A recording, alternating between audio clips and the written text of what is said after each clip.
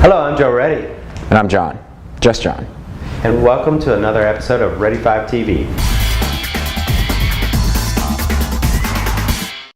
Today we're going to be talking about practical self-defense, and specifically we're going to be covering a drill to build skill to defend against a punch and a combination of punches.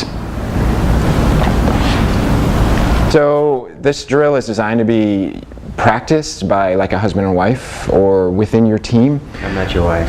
Oh no. John. I'm glad. Just John. I'm glad. All right. But this skill is drawn from many decades of experience in combative martial arts that both Joe and I have. Okay, so let's get right into it. Now, if Joe is an aggressor and he's working on punching me, really, for him to land that punch to damage me, it's a question of distance and timing. One, when he punches, I need to be where his fist is at the end of his extension. So that's the timing. I have to be there at that point.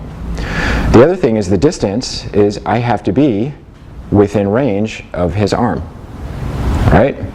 So now taking that philosophically, the notion that anything can happen in a fight is wrong, because he can't extend further than his arm is.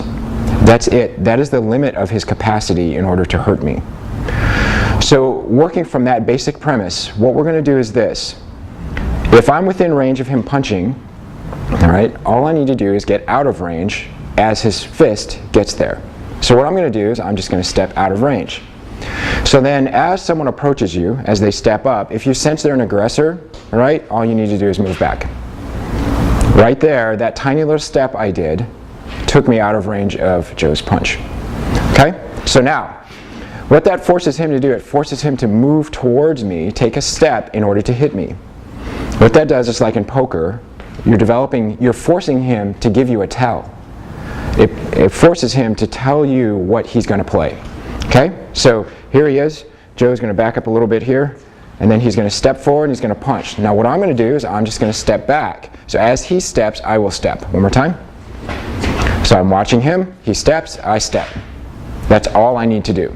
Okay? So now let's work on that. A couple of times. Here we go. Steps, I just step back. And again, just like that. Notice I'm not doing anything fancy. I'm not dropping any kind of combative step. I don't need to do that. Okay, now what if he does a combination of punches? Jab, cross, like you've seen a lot of. Okay, so what happened was Joe stepped. Okay? So here we go. All I'm going to do is just pay attention to his stepping. He's going to step, I'm going to step, he's going to step, I'm going to step. What that does is it keeps me out of range. All I need to do is be this far ahead of him. I don't need to be this far. I'm not looking to do quadruple back somersaults or any kind of Jackie Chan wonder magic. All right, so here we go. One more time. Step, step. Just like that. Okay, now what do we do with our hands?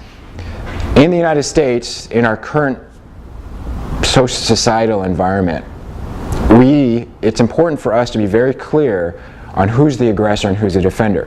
Hopefully you have multiple witnesses around you. But you need to make sure that the story that they create in their head is super clear and is on your side. So what we're going to do is we're going to utilize our hands both as a secondary defense against the punch, but then also it's going to lay the groundwork to develop the story that's developed in people's heads. So here we go. As he steps, all I'm going to do is cover. So hold there. Now notice I'm not reaching for the punch. What I'm doing is I'm just holding my hand up right about here, and I'm putting my hand between his punch, his hand, and my line of sight. That's all I need to do. Okay? Then as he punches again, so let's one more time, just put this up, and as he steps and punches again, I'm just going to put this one up. Now what does this look like? This looks like me defending myself, doesn't it? Like, please stop hitting me. Okay? Now, from this, in future episodes, we're going to be talking about how to counterattack, how to trap, how to take the other person down. But for now, this is the basic drill of where to start. Okay, once again, here we go. He's going to punch, and then once, just like that. Okay? So as you practice this drill, start off slow, just like we're doing. Nice and slow, boom, just like that. Then we can start speeding up. So a little bit faster, right?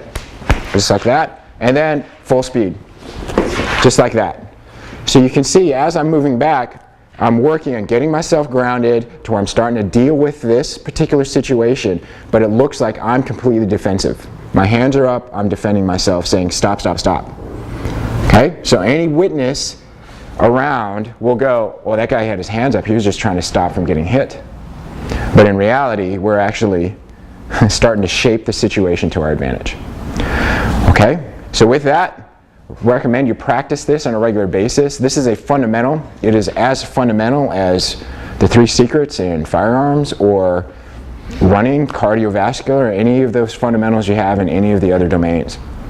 So I recommend you practice this one over and over, start off slow, and eventually work up to full speed. Anything you want to add there, Joe? Awesome. I think that's it. All right. Thanks, guys. Good training, and get ready.